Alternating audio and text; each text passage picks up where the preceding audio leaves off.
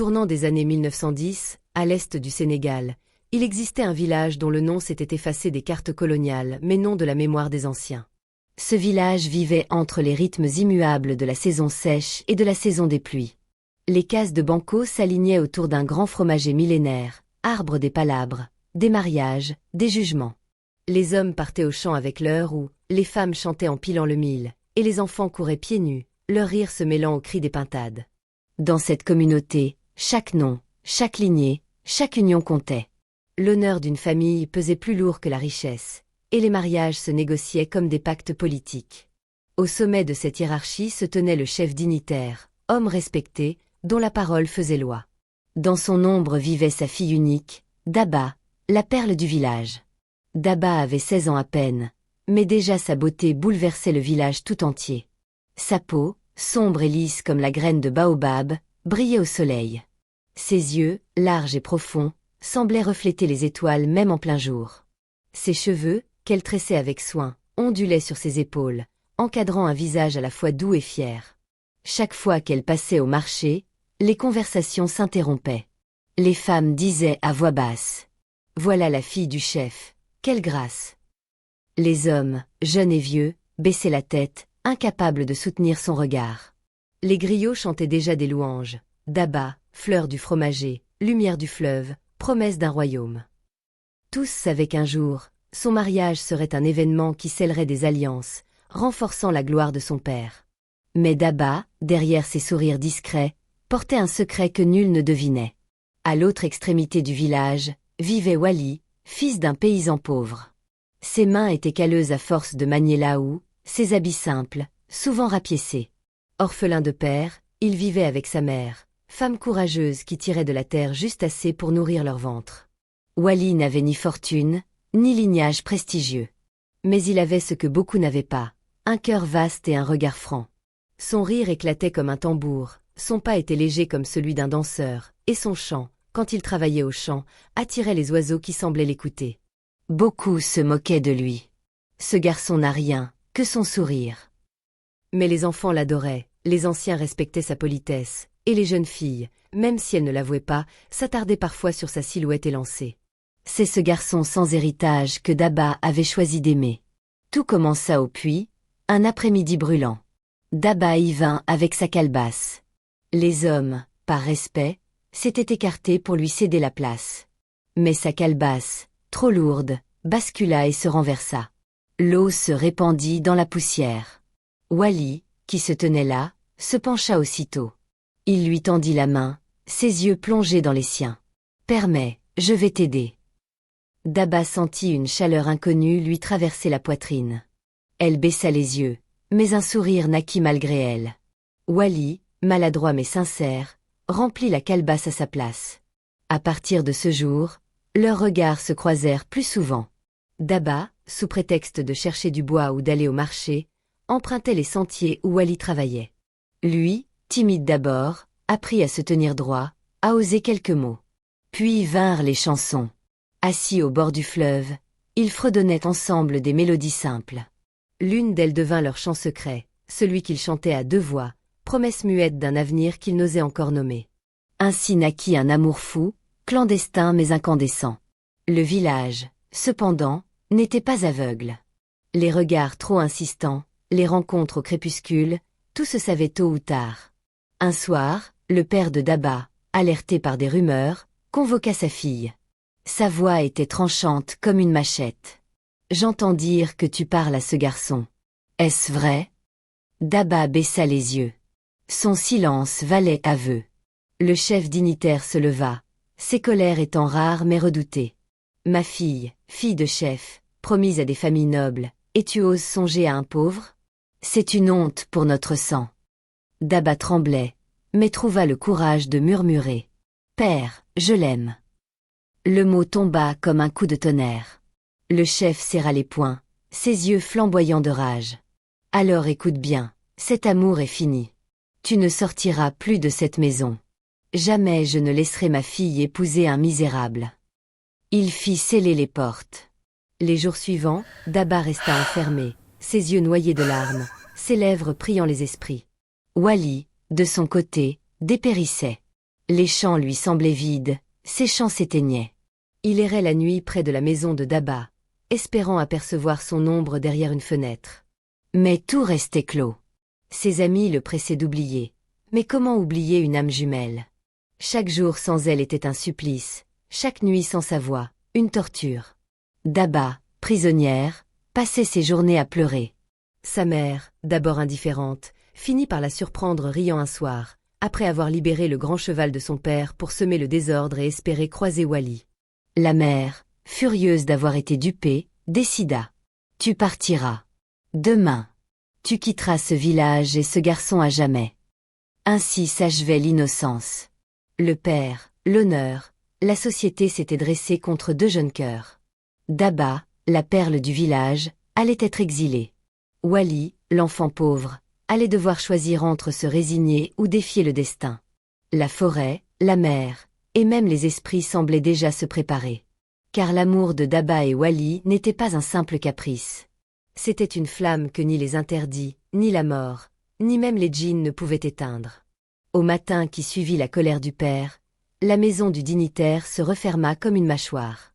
Les verrous grincèrent, les rideaux furent tirés, et la cour, habituellement vivante de va-et-vient, eut l'air d'un tombeau. Daba, qui d'ordinaire glissait ses pas de gazelle entre le grenier à 1000 et l'ombre des jarreaux, se retrouva mue au rang d'ombre parmi les ombres. Les femmes de la concession baissèrent les yeux quand elle passait, non pas par mépris, mais par fidélité au commandement du chef, qu'aucune ne la laisse franchir le seuil. L'air lui-même semblait chargé d'interdits. Les chants des pilons au mortier, ces rythmes qui d'habitude la faisaient sourire, devinrent une cadence sèche, comme un rappel incessant. Reste, reste, reste. De temps à autre, un léger courant d'air faisait claquer une natte, et Daba se surprenait à lever la tête, croyant distinguer au loin, au-delà des murs de Banco, le rire clair de Wally ou un fragment de leur chanson. Mais ce n'était que le vent. La nuit, elle ne dormait pas. Le toit de paille, percé de micro-fissures, laissait perler des poussières de lune. Elle comptait ses grains de lumière, comme on compte des perles précieuses. À chaque perle, elle prononçait un mot de leur chant, en silence, sur ses lèvres. Une litanie innocente pour ne pas laisser sa mémoire s'éventer. Au troisième chant, ses paupières se fermaient.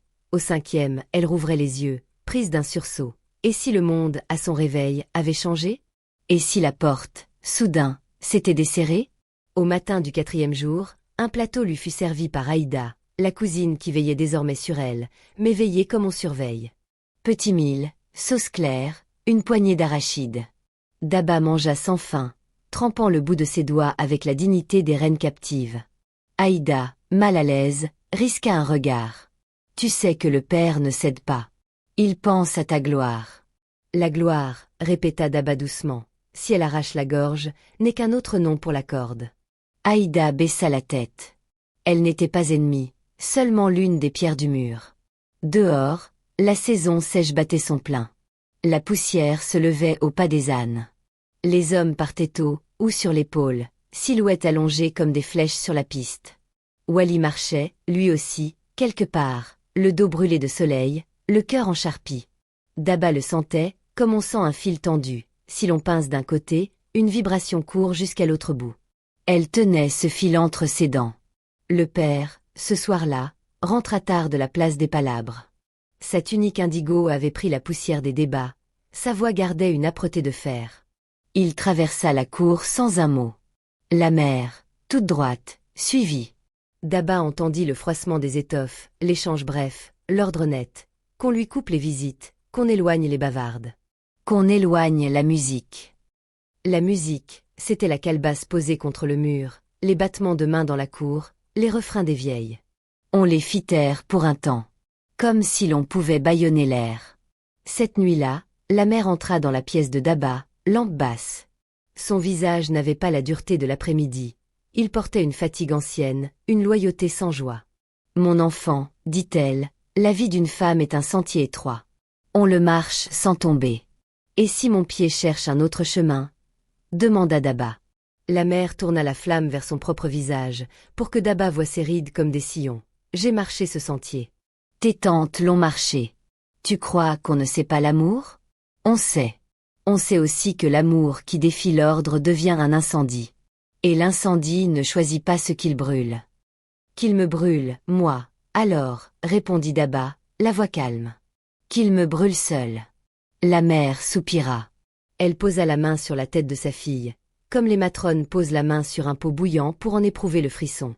Puis elle se leva. Dors. Demain, je parlerai encore au père. Peut-être qu'il te laissera. Elle ne termina pas. La phrase se brisa, trop fragile pour le poids du réel. Les jours se succédèrent, jumeaux. Daba priait, triait des grains, lavait des tissus, se laissait charrier par cette lente rivière de gestes où l'on noie les pensées.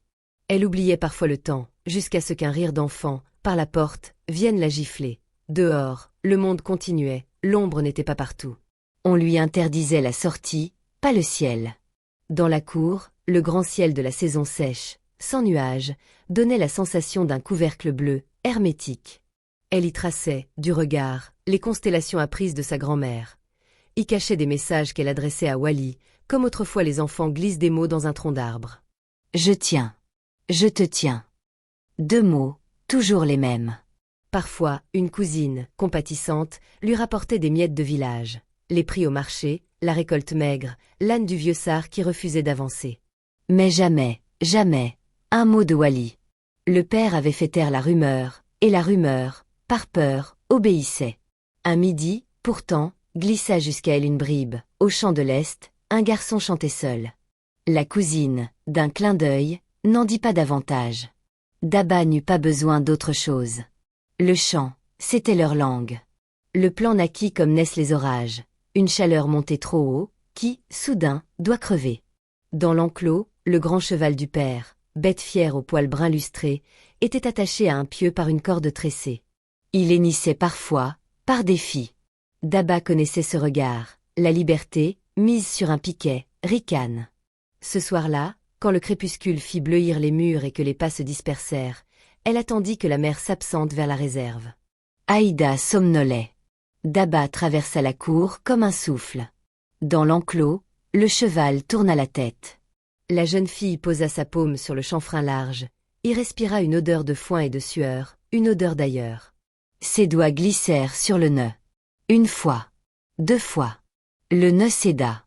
L'animal, d'abord surpris, fit un pas, puis 2, puis bondit. La corde fouetta l'air. Le cheval franchit la clôture, renversa une jarre, fit voler une natte. Dans la rue, ce ne fut que poussière, cris, tambours d'alerte.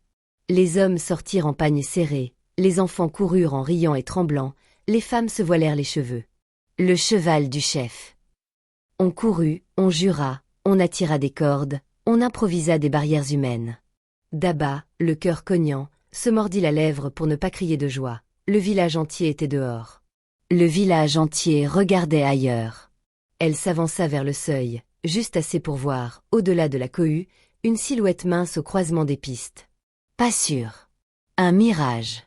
Le cheval tourna, cabra, fut finalement maîtrisé par 3 hommes agrippés à sa bride comme à une tornade. On l'entrava. On cria victoire. Les poussières retombèrent. Daba, au bord de la cour, rit, un rire court et presque enfantin, celui des jours où les filets se déchirent. Ce rire-là fut son imprudence. De quoi ris-tu ? Fit une voix glaciale derrière elle.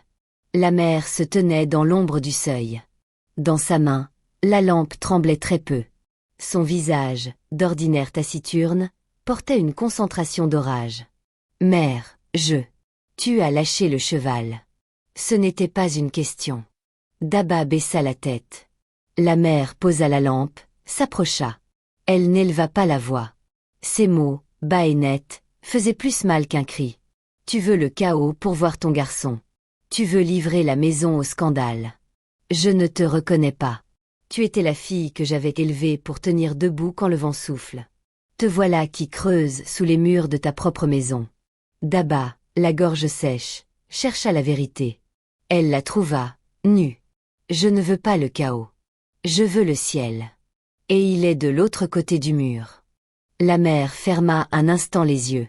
Quand elle les rouvrit, quelque chose avait cédé, pas la colère, la patience. Elle fit un geste à Aïda. Va prévenir le père. Non, non, ne dis rien.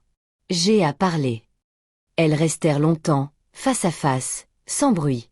Dehors, On ramenait le cheval à l'enclos avec force remontrance. Dans la petite pièce, la lampe dessinait des auréoles d'huile. La mère s'assit, comme on s'assoit dans le sable avant de tracer une ligne. Demain, dit-elle, tu partiras. Daba cligna des yeux, d'abord sans comprendre. Partir.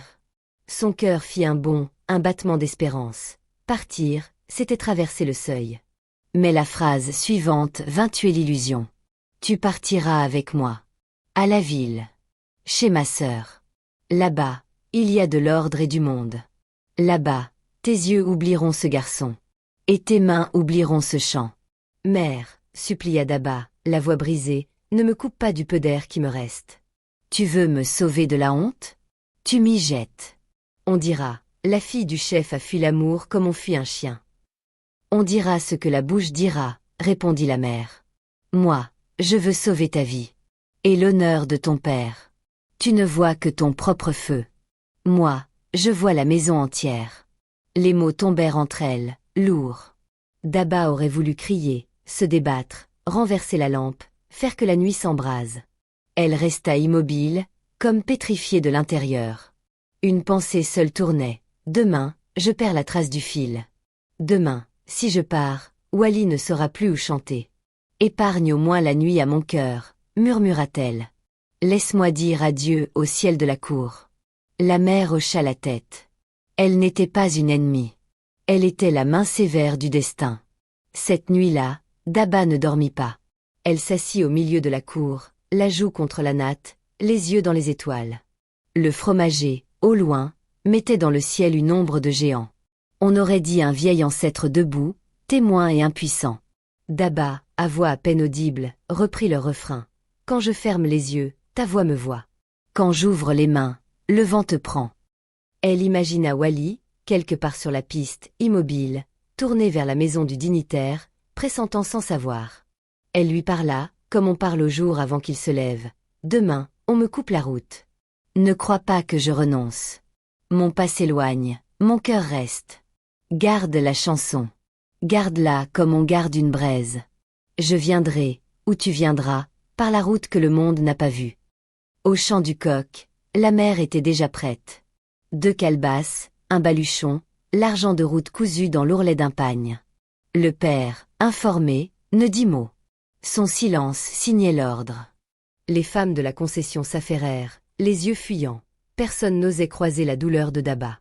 Au seuil, Daba se retourna. Son regard embrassa la cour comme on embrasse un dernier enfant. La porte se referma. Le monde, derrière, se mit à marcher. Ce même matin, Wally attendit longtemps sous le grand néré, non loin du petit sentier où Daba passait autrefois. Il n'attendait pas vraiment de la voir. Il attendait que l'air lui livre un signe, une minuscule secousse dans la trame invisible. La secousse ne vint pas. Il entendit seulement parler de remue-ménage la veille, d'un cheval parti comme un diable, de femmes criant. Il sourit malgré lui. Ça, c'est Daba. Puis il comprit ce que le silence ajoutait au vacarme. Si le cheval avait servi d'écran, c'est qu'il n'avait pas suffi. Le soir, il osa s'approcher plus qu'à l'accoutumée, contournant les cases pour atteindre l'arrière du mur de banco. Il appuya la paume sur la paroi tiède, ferma les yeux. Derrière, personne. Il le sentit. Elle n'était plus là. Ce fut un moment sans âge. Wally retira la main, la regarda comme si elle avait perdu quelque chose, un pouvoir, un sang. Il s'assit, dos au mur, et rit. Un rire sans son, qui n'avait rien d'un rire. Les hommes du village, en passant, évitèrent le regard. On sait reconnaître quand un cœur tombe d'un arbre. La nuit, Wally ne rentra pas. Il marcha vers l'est, puis vers le nord, puis revint sur ses pas, comme un animal blessé qui cherche l'endroit de la flèche. Au matin, il décida de travailler jusqu'à l'épuisement. Le corps, parfois, sert de couvercle. La route vers la ville était une entaille dans la brousse.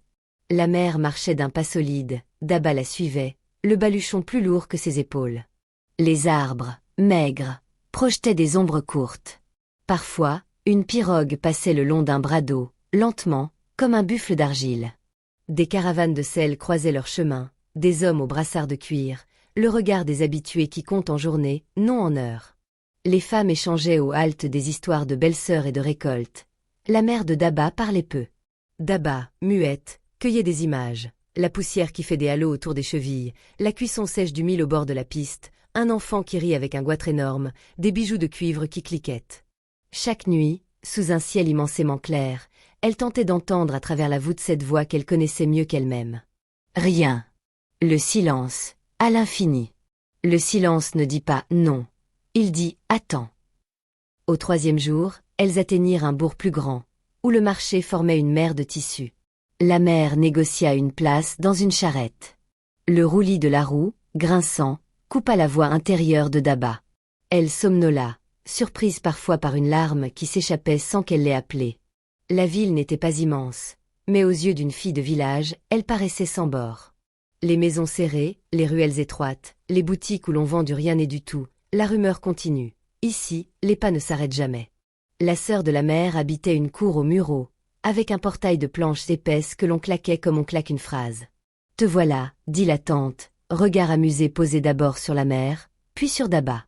La perle dont on parle jusque chez nous. Le mot « perle » sonna comme une ironie. Daba sourit poliment.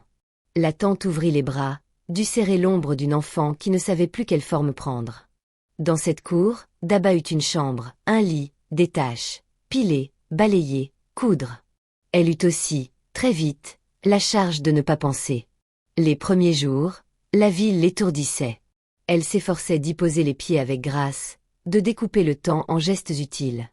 Elle tenait la tête haute, car la mère la regardait, toujours, du coin de l'œil. « Tiens-toi.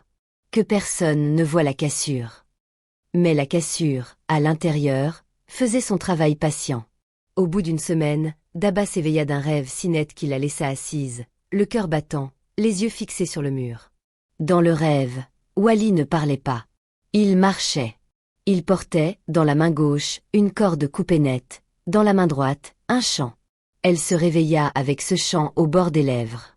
La tante frappait à la porte. La mère préparait une visite chez une matrone réputée qui guérit le mal du cœur, avec des décoctions amères et des phrases sèches. « Nous irons, dit-elle. Tu dois oublier. » La matinée eut le goût de racines et de feuilles écrasées.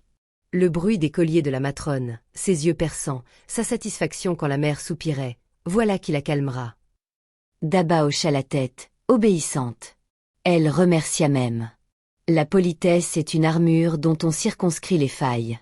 L'après-midi, assise à l'ombre, elle prit un morceau de charbon et dessina sur la terre battue un cheval qui court. Puis un mur avec une porte. Puis un grand arbre. Puis une pirogue. Elle se surprit à sourire. Son futur, peut-être, tenait tout entier dans cette petite suite d'images. La mère, le soir, étendit un pagne sur la corde. Elle avait moins de dureté dans la voix, plus de lassitude. Cette lassitude-là, Daba la connaissait. Elle se glisse dans les familles comme une brume, rendant tout gris, tout acceptable. La jeune fille se dit, si j'accepte la brume, je ne sortirai plus jamais de ce matin-là. À cet instant précis, elle décida non pas de fuir, la fuite n'était pas possible, mais de rester droite à l'intérieur. De ne pas desserrer la main qui tenait le fil. Elle répéta le refrain, si bas que ses propres oreilles peinaient à l'entendre. Elle le grava derrière ses dents. Elle y ajouta 2 notes, presque rien, comme on ajoute la marque d'une nouvelle lune sur un calendrier. Cette version-là, elle la garda pour le moment où le monde, une fois encore, chavirerait. Quelques jours plus tard, une caravane revenue du sud amena des nouvelles qui coururent comme des poux. Vers le Sin Saloum, des pirogues avaient pris la mer, chargées jusqu'à l'absurde. Des hommes partaient chercher du travail, des femmes rejoignaient une famille, des enfants s'endormaient contre des ballots de sel. À la pointe de Sangomar, la houle avait renversé une embarcation. Beaucoup de morts. Daba sentit une aiguille froide traverser sa nuque. Elle n'avait pas appris que Wally était parti d'ailleurs. Il n'était peut-être pas parti, mais le monde, parfois, s'acharne à vous jeter l'image que vous redoutez le plus. La mère, qui surveillait son visage, vit la pâleur. Elle se hâta de dire « Ne laisse pas la mer manger ce que tu as encore. » Mais la mer, en Daba, n'était pas un horizon. C'était un gouffre. Elle avala sa salive. Elle ne posa aucune question. La ville, soudain, eut l'air d'un piège plus vaste que le village. La lune, cette nuit-là, fut pleine comme un ventre. Daba, allongé sur la natte, écouta l'insomnie de la ville, des pas, des voix, un bébé, un chien, des charrettes tardives. Elle attendit le moment où tout se tait une minute, il y en a toujours une, et dans ce bref silence, elle prononça à voix claire, pour la première fois depuis des jours, le nom de Wally. Le nom, ainsi lâché dans l'air, n'appela pas de foudre. Alors elle ajouta, sur le même ton qui vous noue la gorge et vous libère. Attends-moi. Elle ne savait pas si elle disait « Attends-moi, ici, ou là-bas, ou dans un temps qui n'existait pas encore ». Elle savait seulement que l'amour n'est pas une corde que l'on tranche d'un coup de couteau. C'est une fibre vivante. Si l'on coupe, cela repousse, ailleurs, autrement. Au matin, la mère frappa. Nous irons chez ta tante au marché. Elle te fera travailler à l'étal. Les mains occupées oublient. Daba hocha la tête, docile en apparence. Mais ses mains, à l'intérieur, gardaient la musique. Ce fut ainsi que prit fin la première étape de la captivité, non par une évasion, non par une révolte ouverte, mais par une décision silencieuse. La jeune fille accepta la route imposée, la ville, l'attente, les remèdes, les regards et refusa intérieurement la coupure. Ailleurs, au bord d'un éré, un garçon apprenait, lui aussi, à marcher avec une douleur dans la poitrine qui fait l'office de boussole. Le monde préparait ses grands déplacements, ses pirogues trop pleines, ses vents trop forts, ses esprits jaloux tapis au pied des baobabs.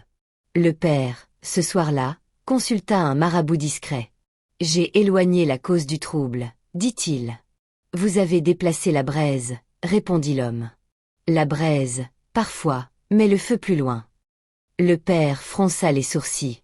Il n'aimait pas les images. Il aimait les choses droites qui obéissent. Le marabout, lui, sourit sans joie. Les choses du cœur, en pays d'hommes, n'obéissent qu'à des lois anciennes, plus vieilles que l'honneur et que la honte. La lune décroissait. Le cheval, dans l'enclos, tapait du sabot, impatient d'un galop qu'on ne lui permettait plus. Au même instant, à des jours de marche, le fleuve roulait une eau brune vers l'océan, comme un grand bras qui appelle. Des pirogues se dotaient de filets. Une embarcation trop pleine s'apprêtait, sans le savoir, à inscrire des noms sur la liste de la mer. Plus tard, on dirait « la vague ». On oublie souvent qu'avant la vague, il y a la décision de monter à bord. Daba, au seuil de la chambre, regarda le ciel de la ville, plus petit que celui du village, découpé par les murs. Elle posa sa main sur sa poitrine, y sentit battre ce tambour sans peau qu'on nomme amour. « Je viendrai, ou tu viendras », se redit-elle. Ce n'était plus une promesse d'enfant. C'était une phrase d'adulte, avec la mesure grave du risque et des pertes. Et la vie, comme une conteuse patiente, ferma le chapitre en nouant les fils. Une fille exilée, un garçon qui vacille, une mère droite comme une règle, un père prisonnier de son propre titre, un cheval qui rêve, un fleuve qui appelle. À l'horizon, l'odeur salée d'une pointe de sable nommée Sangomar montait déjà, indistincte et tenace, dans les narines d'un futur imminent. Le lendemain, à la première heure, la tante cria « Au marché !» La mère serra le pagne autour de sa taille. Daba, le visage lavé de frais, sortit. Elle ne pleurait plus. Elle avait un travail à faire, tenir vivante une chanson. C'est ainsi qu'on déjoue les portes, on marche avec une clé que personne ne voit. Wally errait comme une ombre. Depuis le départ de Daba, le village lui semblait plus aride que le Sahel en saison sèche. Les arbres, les sentiers, même le puits où leurs regards s'étaient croisés pour la première fois, tout semblait vidé de sens. Les voisins le voyaient passer, les yeux creusés, le pas lourd. Certains murmuraient « Ce garçon est fou. Il s'accroche à un rêve impossible. » D'autres, plus compatissants, secouaient la tête. L'amour, quand il prend ainsi, brûle plus que le feu de brousse. La nuit, il se couchait sous le grand néré. Il fermait les yeux, croyant sentir le parfum de Daba, entendre son rire, mais ce n'était que le bruissement des feuilles. Les jours s'empilaient comme des pierres sur sa poitrine. Alors, une idée germa, fuir. Quitter ce village qui lui rappelait chaque seconde son absence. Aller chercher ailleurs un souffle nouveau, peut-être une fortune. Les rumeurs de la Gambie voisine parlaient de marchés immenses, de terres fertiles, de travail. Wally, le cœur meurtri, se dit « Si je pars, peut-être la douleur s'éteindra. » Une aube, sans prévenir personne, il prit la route. Dans son maigre baluchon, un pagne de rechange, un morceau de pain sec, un couteau usé. Sa mère, apercevant son dos qui s'éloignait, cria son nom. Il ne se retourna pas. Le chemin vers la côte fut long. Poussière rouge, soleil de plomb, nuit froide sous les étoiles. Il croisa des caravanes de sel, des troupeaux en transhumance, des griots itinérants qui chantaient les louanges de rois lointains. À chaque halte, il échangeait ses bras contre un bol de mil ou une place au feu. Quand enfin il atteignit le fleuve Sine, on lui indiqua le lieu de départ des pirogues vers la Gambie. Une embarcation partait le lendemain. Wally paya sa place avec tout ce qu'il possédait, quelques pièces et son couteau. Il passa la nuit à contempler le fleuve. L'eau roulait, sombre et mystérieuse. Il se dit, si l'amour n'a pas de place ici, peut-être qu'au-delà de l'eau, une autre vie m'attend. Au matin, la pirogue était déjà bondée. Des femmes avec leurs enfants, des hommes portant des ballots de tissu ou des sacs de mil, des vieillards priant. Le bois craquait sous le poids. Mais personne ne reculait. Chacun avait un rêve, une promesse, une fuite. Wally grimpa, trouvant place près de la proue. Le soleil se levait, dorant la surface de l'eau. Le piroguier, un vieil homme au regard perçant, lança. Que vos cœurs soient solides, car la mer ne pardonne pas. La pirogue s'élança.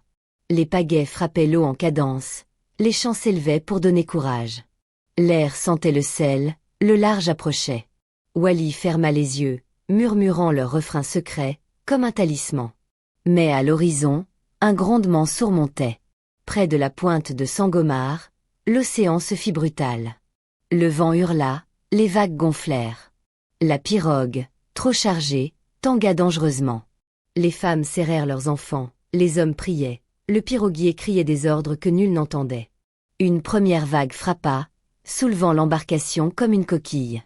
Puis une deuxième, plus violente, renversa les sacs, les ballots, les corps. La troisième fut fatale. La pirogue chavira. Un cri unique, déchirant, jaillit des 50 gorges. L'eau engloutit tout. Wally, projeté dans les flots, lutta pour respirer. Ses bras battaient, ses jambes s'alourdissaient. Autour de lui, des silhouettes s'enfonçaient, d'autres criaient avant que l'eau ne remplisse leurs poumons. Il pensa à Daba. Son visage éclata dans son esprit, net comme un éclair. Si je meurs, que ce soit avec son nom sur mes lèvres. Mais une main agrippa son bras. Une autre pirogue, celle de pêcheurs qui revenaient du large, était là par miracle. On le hissa, trempé, haletant, les yeux pleins de sel et de larmes. Il fut sauvé. Autour, la mer gardait la plupart des autres. Au village, la rumeur arriva comme un feu dans l'herbe sèche. Une pirogue a chaviré à Sangomar. Beaucoup de morts. Très vite, les langues ajoutèrent. Wally était dedans. Il n'a pas survécu. La nouvelle atteignit Daba dans la maison de sa tante. Elle eut l'impression qu'on venait d'arracher son cœur à main nue. Elle hurla, puis s'effondra. Pendant des jours, elle refusa de manger. Ses larmes ne tarissaient pas. Ses yeux, rougis, perdirent peu à peu leur éclat. Bientôt, sa vue se troubla. Les visages devenaient flous, les formes indistinctes. Elle errait dans la cour, heurtant les jarres, les bras tendus comme une aveugle. La mère, effrayée, consulta des marabouts. Tous disaient la même chose. Son âme est frappée. Seul un grand guérisseur peut la sauver. Daba, amaigri, ne parlait presque plus. Ses lèvres chuchotaient le nom de Wally comme une prière. Elle refusait tout prétendant, toute fête, toute consolation. La nuit, elle croyait entendre son chant, au loin, porté par le vent. Mais chaque fois qu'elle tendait l'oreille, il s'éteignait. Elle finissait par se rouler sur sa natte, les mains sur les yeux, répétant « Je veux partir. Je veux le rejoindre. » Le père, mis au courant, déclara « Qu'elle guérisse d'abord. Ensuite, je choisirai son mari. » Mais la mère, plus pragmatique, la prit par la main et dit « Tu viendras en Gambie. Là-bas, il y a un guérisseur que les esprits eux-mêmes respectent. Peut-être qu'il te rendra la vue. Peut-être aussi la force de vivre. » Daba ne répondit pas. Mais une lueur traversa ses yeux voilés, un dernier fil d'espoir. Pendant ce temps, Wally, sauvé par les pêcheurs, reprenait des forces. Le choc du naufrage le hantait, les cris, les corps, la vague. Mais il était vivant. Et dans son cœur, une seule idée battait, retrouver Daba, coûte que coûte. Il ignorait qu'au même moment, elle aussi marchait vers la Gambie, guidée par le désespoir et la maladie. Le fleuve, la mer, la terre rouge, les marchés bruyants, les chants des griots, les incantations des marabouts. Tout se préparait à réunir deux destins que même la mort n'avait pu séparer. Car l'amour, quand il est forgé dans la douleur, devient une force que rien, ni les pères, ni les mères, ni les djinns, ne peut briser. Le chemin qui menait à la Gambie était long et incertain. Daba marchait au bras de sa mère, ses yeux embués peinant à distinguer le sol. Chaque pas était une épreuve, mais aussi une fuite en avant, quitter la douleur, tenter de tromper la mort. La route traversait des villages animés, des marchés pleins de tissus colorés, des forêts denses où résonnaient les tam-tams des rituels. Des caravanes passaient, chargées de sel, de bétail, d'armes parfois. Les chants des griots, portés par le vent, semblaient rappeler que chaque voyageur n'était qu'un acteur dans une histoire plus grande que lui. La mère de Daba ne cessait de répéter « Courage, ma fille. Là-bas, un grand guérisseur saura apaiser ton âme et tes yeux. » Daba, silencieuse, murmurait parfois le nom de Wali. Sa mère, à chaque fois, serrait plus fort son bras, comme pour étouffer cette flamme qu'elle jugeait maudite. Ils arrivèrent enfin dans la grande ville de Serekunda, cœur vibrant de la Gambie. Les marchés débordaient de vie, vendeurs de tissus indigos, charmeurs de serpents, griots chantant l'histoire des royaumes disparus. Mais au milieu de cette effervescence, on murmurait surtout un nom, El Hadj Karamo, guérisseur respecté, dont on disait qu'il parlait aux esprits de la brousse. Sa concession était à l'écart, vaste, ombragée de grands baobabs. Devant la porte, des pèlerins l'attendaient, certains malades, d'autres venus pour des bénédictions. Le guérisseur, vieil homme au regard profond et à la barbe blanche, reçut Daba avec une gravité immédiate. Il posa ses mains sur son front, ferma les yeux. Longtemps, il ne dit rien. Puis il murmura. « Ton corps n'est pas malade.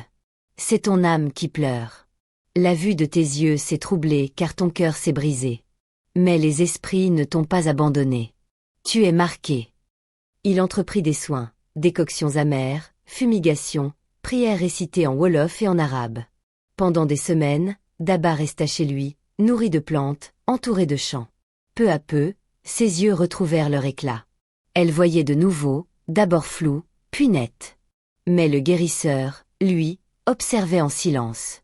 Car plus sa vue revenait, plus un autre éclat grandissait en elle, une aura étrange, presque lumineuse. Daba, une fois rétabli, recommença à marcher dans la cour. Sa démarche, autrefois fragile, devint gracieuse. Sa beauté, déjà légendaire dans son village, paraissait transfigurée. Les visiteurs, même les femmes, ne pouvaient s'empêcher de la regarder. Les jeunes hommes détournaient le visage pour cacher leurs troubles. Un soir, alors qu'elle se lavait au puits, une vieille femme murmura. « Cette fille n'est pas comme les autres. Les esprits la convoitent. » La rumeur enfla. Certains disaient qu'elle avait été bénie par les génies, d'autres qu'elle portait en elle une malédiction. El Hadj Karamo lui-même, dans le secret de ses prières, suppliait. « Esprit de la brousse, laissez-la. Elle n'est qu'une enfant. » Mais les esprits ne cèdent pas aux suppliques des hommes. Une nuit de pleine lune, Daba, encore fragile, se promena derrière la maison du guérisseur. L'air était lourd, chargé d'une odeur étrange de fleurs et de fumée. Les grands baobabs se dressaient comme des gardiens silencieux. Soudain, un souffle glacé passa. Les feuilles bruissèrent, sans vent. Une ombre se détacha du tronc. Puis une autre. Des silhouettes translucides, aux yeux rouges, l'entourèrent. Daba voulut crier, mais aucun son ne sortit. Une voix, profonde et multiple, résonna. « Tu es à nous. Ta beauté n'appartient pas aux hommes, mais aux esprits. » Avant qu'elle ne puisse fuir, une force invisible l'enlaça. Ses pieds quittèrent le sol. Elle sentit ses bras tirés vers les ombres. Ses yeux fixèrent la lune, dernière lumière humaine avant l'obscurité. Les djinns l'emportèrent dans la brousse. Au matin, quand la mère et le guérisseur cherchèrent Daba, ils ne trouvèrent que ses sandales près du puits. Les traces dans la poussière s'arrêtaient brutalement. La mère hurla, se jeta à terre, se griffant le visage. « Ils me l'ont prise. Les esprits me l'ont volée. » El Hadj Karamo, lui, demeura grave. Il réunit les anciens, fit brûler de l'encens, consulta ses coris. La réponse tomba, implacable. Les djinns l'ont choisi. Nul homme ne peut pénétrer leur domaine, sauf si un lien plus fort que leur emprise la rappelle. Quel lien? Demanda la mère, éplorée. L'amour véritable. Seul un cœur assez pur peut défier leurs mains. Pendant ce temps, Daba errait dans un monde étrange. Les djinns l'avaient emmené dans une clairière au milieu des baobabs. L'air y était lourd, les arbres semblaient chuchoter. Elle voyait des ombres danser autour d'elle, invisibles aux yeux ordinaires. Ils l'entouraient, l'ensorcelaient de chants graves, la caressaient de vents glacés. Ils lui promettaient des royaumes, des richesses, l'immortalité. Mais au fond de son cœur, elle répétait un seul nom, Wali. Chaque fois qu'elle pensait à lui, une lumière intérieure jaillissait. Les djinns reculaient, sifflant de colère. Ils redoublaient alors leurs illusions, lui montrant des mirages, Wali noyé, Wali mourant, Wali la trahissant. Daba fermait les yeux, s'agrippait à leurs chansons secrètes. C'était son seul bouclier. Au même moment, à Serekunda, Wali, qui avait survécu au naufrage, apprenait par des voyageurs qu'une jeune fille d'une beauté sans égale avait été soignée par El Hadj Karamo, puis mystérieusement enlevée par les djinns. Son cœur bondit. Il savait. C'était Daba. Sans hésiter, il décida de partir à sa recherche, même si cela signifiait marcher dans la gueule des esprits. Car il n'avait plus rien à perdre, sinon la dernière vérité de sa vie, l'amour qui les liait. À Serekunda, Wali s'était peu à peu reconstruit. Il travaillait au port, portant des ballots pour les marchands. Mais son cœur restait vide, habité seulement par le souvenir de Daba. Un soir, dans une taverne où des voyageurs racontaient les nouvelles de la région, il entendit un récit qui fit trembler ses os. La fille du guérisseur a disparu, ou plutôt, la fille qui vivait chez lui. Les djinns l'ont prise, là-bas, près des grands baobabs. On dit qu'elle était trop belle, qu'ils en sont tombés amoureux. Wali se redressa, le sang glacé. Il interrogea l'homme. Comment s'appelait-elle? Daba. Le nom claqua comme un tambour. Tout ce qu'il avait cru perdu reprenait vie. Son esprit s'embrasa. Elle était vivante, mais captive. Et s'il y avait un souffle d'espoir, il devait courir vers lui, même si les esprits l'attendaient dans l'ombre. Guidé par des indications confuses, Wali prit la route des baobabs. Le paysage devenait plus sauvage, plus silencieux. Les arbres gigantesques semblaient le regarder passer, leurs troncs noueux formant des visages de vieillards. Chaque pas résonnait comme une épreuve. Les oiseaux se taisaient, les insectes aussi. Même le vent paraissait s'arrêter, comme si la brousse retenait son souffle. La nuit tomba vite. Le ciel se couvrit d'étoiles, mais sous la voûte sombre des arbres, l'obscurité était presque totale. Wali s'assit au pied d'un baobab, ferma les yeux. Il se souvenait de leurs chansons, celles qu'il fredonnait au bord du puits, quand ils étaient encore enfants. Il ouvrit la bouche, et sa voix, d'abord hésitante, puis plus claire, s'éleva. Quand je ferme les yeux, ta voix me voit. Quand j'ouvre les mains, le vent te prend. La mélodie se perdit dans les branches. Mais au lieu de s'éteindre, elle sembla rebondir, se répandre dans la brousse comme une onde invisible. Au loin, dans la clairière des djinns, Daba, enchaîné par des liens invisibles, fixait la lune. Son cœur battait au ralenti, engourdi par les illusions que les esprits lui imposaient. Mais soudain, un son traversa l'air. Une note. Puis une autre. Sa chanson. Leur chanson. Ses yeux s'embuèrent. Ses lèvres, tremblantes, répétèrent à mi-voix la suite. Quand je ferme les yeux, ta voix me voit. Quand j'ouvre les mains, le vent te prend. Les djinns hurlèrent de colère. Leur monde, jusque-là impénétrable, se fissurait sous la force de cette mélodie. Ils tentèrent de couvrir sa voix par leurs chants gutturaux, mais la lumière qui jaillissait du cœur de Daba les repoussait. Wali entendit. Faible, mais réelle. Une voix lui répondait. Daba. Il chanta plus fort, chaque note portée par son souffle, chaque mot enflammé par l'amour. Son chant devint une arme, une corde tendue entre deux âmes. Guidé par cette voix, il s'avança dans la brousse. Chaque pas le rapprochait, mais aussi éveillait les colères des esprits. Des rafales glacées lui fouettaient le visage, des ombres surgissaient, des rires étranges résonnaient. Il faillit tomber, mais le chant de Daba, fragile et pur, le relevait. C'était comme marcher dans une tempête avec une lumière au loin. Enfin, il atteignit la clairière. Là, il la vit, Daba, pâle, enchaînée par des cordes invisibles, les yeux pleins de larmes.